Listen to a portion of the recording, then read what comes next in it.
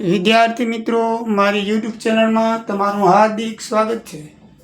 આજે આપણે ધોરણ 12 ની અંદર ચેપ્ટર 3 વેલ્યુએશન ઓફ ગુડવિલ પાઘડીના મૂલ્યની અંદર ઉદાહરણ નંબર 4 અને ઉદાહરણ નંબર 3 જોઈશું. આપણે પાઘડી શોધવાની 4 રીતો છે. એમાં ગયા વખતે આપણે એક રીત જોઈ હતી કે પાઘડીના મૂલ્યાંકનની પદ્ધતિમાં 4 સરેરાશ નફાની પદ્ધતિ, ભારિત સરેરાશ નફાની પદ્ધતિ, અધિક નફાની પદ્ધતિ અને નફાના મૂડીકરણની પદ્ધતિ. તો સરેરાશ નફાની પદ્ધતિ આપણે જોઈ ગયા. હવે રીત નંબર 2 ભારિત સરેરાશ નફાની પદ્ધતિ. તો આ પદ્ધતિ અંદર તમને વર્ષ અને નફો આપી દેવામાં આવે છે અને ભાર આપણે પોતાને લખવાનો હોય છે. 1 થી શરૂઆત કરી 1, 2, 3, 4, 5 જેટલા વર્ષ આપેલા હોય. જો ભાર આપેલો હોય દાખલામાં તો ભાર ઈ જ લખવાનું, અને જો ભાર ન આપેલો હોય તો આપણે 1, 2, 3, 4 ભાર લખીને નફાને એના વડે ગુણાકાર કરી અને ટોટલ ભારિત નફો શોધવાનો અને ભારિત નફાને કુલ ભાર વડે ભાગી નાખો એટલે પાઘડીની કિંમત મળી જાય. બરાબર છે? પાઘડીની કિંમત મળી જાય. તો ભારિત સરેરાશ નફાની પદ્ધતિ મુજબ પાઘડીની કિંમત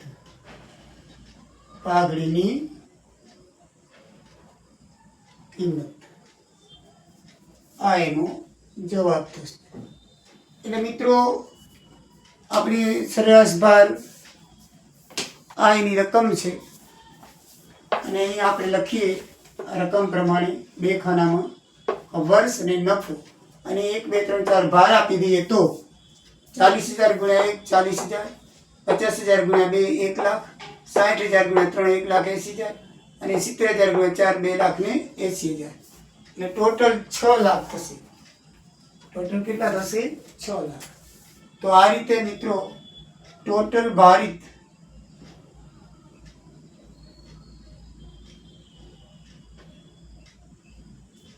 લાખ આવ્યા અને ટોટલ ભારનું ટોટલ થાય છે 10. તો ભારિત સરેરાશ નફો બરાબર કુલ ભારિત નફો ભાગ્યા કુલ ભાર. તો 6 લાખ આવે તો 6 લાખ 10 ભાગી 1 ને ઉડાડી તો 60,000 રૂપિયા આવે. શું આવે? 60,000 રૂપિયા થાય. તો 60,000 રૂપિયા છે ભારિત સરેરાશ નફો થશે. તો મિત્રો, આ પ્રમાણે આપણે ભારિત સરેરાશની કિંમત, ભારિત સરેરાશ નફો આપણે શોધ્યો અને પાઘડીની કિંમત ભારિત સરેરાશ નફો ગુણ્યા 3 કરવાથી આપણને મળશે. તો ભારિત સરેરાશ નફો ગુણ્યા 3 કરીએ આપણે તો એની કિંમત મળશે આપણને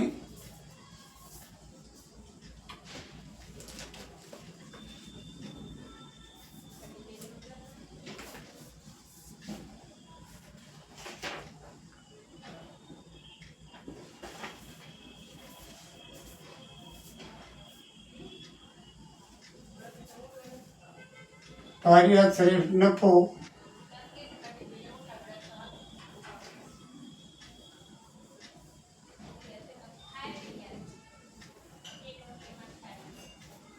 $60,000 આવશે. બરાબર છે? તો આની અંદર આપણને પાઘડી શોધવાનું કીધું નથી કે ભારિત સરેરાશની રકમ શોધો, એટલે આપણે ખાલી ભારિત સરેરાશની રકમ શોધી છે. પણ જો તમે પાઘડીની કિંમત કહેવાની સીધી હોય તો આને સરેરાશના જે વર્ષ છે 4 એને 4 વડે ગુણવાથી 2,40,000 આવે. પણ આપણને કીધું નથી એટલે આપણે કરશું નહીં. આપણને ખાલી ભારિત સરેરાશ નફો શોધવાનો કીધો છે એટલે ભારિત સરેરાશ નફો આપણે શોધ્યો. પદ્ધતિ નંબર 3 અધિક નફાની પદ્ધતિ. આ પદ્ધતિમાં જેટલો નફો ધંધા દ્વારા વધુ કમાવામાં આવતો હોય તેને અધિક નફો કહેવામાં આવે છે. અને અધિક નફાનું સૂત્ર છે સરેરાશ નફો ઓછા અપેક્ષિત નફો. તો મિત્રો, આ 2 નફા આપણે શોધવા પડે અને શોધવા માટે નીચે 4 સૂત્રો આપેલા છે. આ છે પાઘડીની કિંમત શોધવાનું, અને નફો શોધવો હોય તો પહેલાં રોકાયેલી મૂડી શોધવી પડે, અપેક્ષિત નફાનું આ સૂત્ર છે રોકાયેલી મૂડી ગુણ્યા અપેક્ષિત વળતરનો દર. એ તમને દાખલામાં આપેલો હશે અને ભાગ્યા 100. અને સરેરાશ નફો એટલે હવાલા પછી જે આપેલો હોય દાખલામાં લેવાનું. અને પાઘડી એટલે અધિક નફો ગુણ્યા વર્ષોની સંખ્યા. હવે આપણે ઉદાહરણ નંબર 4 જોઈએ તો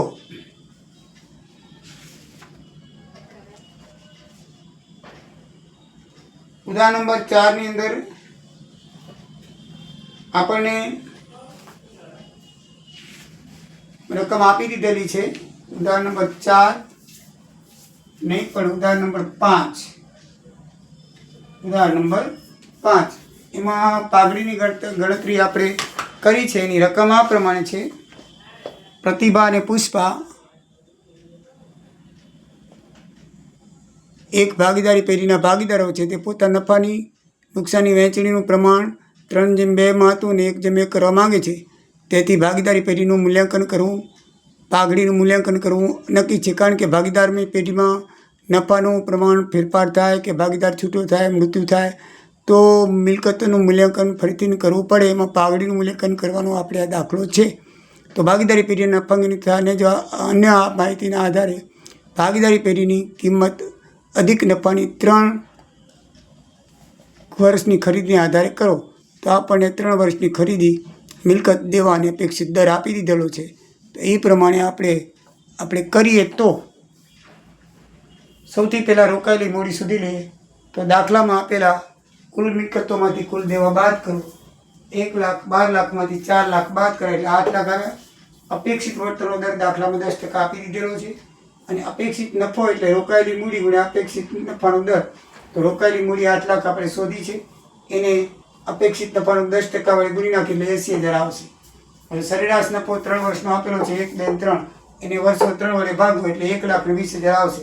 દાખલામાં 3 વર્ષનો આપી દીધેલો છે. વર્ષોની સંખ્યા 3 છે. ભાગ્યા 3 એટલે 1,20,000 આવશે. હવે અધિક નફાનું સૂત્ર છે સરેરાશ નફો ઓછા અપેક્ષિત નફો. 1,20,000 સરેરાશ નફો આપણે શોધ્યો અને અપેક્ષિત નફો આપણે અહીંયા શોધ્યો. 80,000 બાદ કરી એટલે 40,000 અધિક નફો આવ્યો. બસ અધિક નફો જડી જાય તો પાઘડીની કિંમત મિત્રો મળી જાય. અધિક નફો ગુણ્યા ખરીદીના વર્ષની સંખ્યા. તો ખરીદીના વર્ષોની સંખ્યા 3 છે. તો 40,000 ગુણ્યા 3 1,20,000 પાઘડીની કિંમત આવે. અહીંયા પાઘડીની કિંમત નથી શોધવાની, પણ શોધવાની હોય તો એના 4 વર્ષ છે. કેટલા છે? 4. તો ગુણ્યા 4 2,40,000 આવે. પણ ત્યાં શોધવાની નથી. અહીંયા પાઘડીનું મૂલ્ય શોધવાનું છે. તો 1,20,000 આવશે. તો મિત્રો આ સૂત્ર 3 યાદ રાખવાના છે. સરેરાશ સૂત્ર તો આપણને આવડી છે. અધિક નફાના અને આ રોકાયેલી મૂડી પણ ખબર પડે. કુલ મિલકતોને દેવા, અપેક્ષિત વળતરનો દર આપેલો છે. એ રોકાયેલી મૂડી, અપેક્ષિત નફો અને અધિક નફો, આ 3માં સૂત્ર યાદ રાખી અને એ રહી જાય એવા છે. અધિક નફો એટલે સરેરાશ નફામાંથી અપેક્ષિત નફો તમે બાદ કરી નાખો એટલે અધિક નફો આવે. અને એ અધિક નફાની ખરીદના વર્ષે ગુણી નાખો એટલે પાઘડીની સંખ્યા મળી જાય. નેક્સ્ટ વિડીયોમાં આપણે વધારે દાખલા જોઈશું. જય સિયારામ, જય દ્વારિકાધીશ.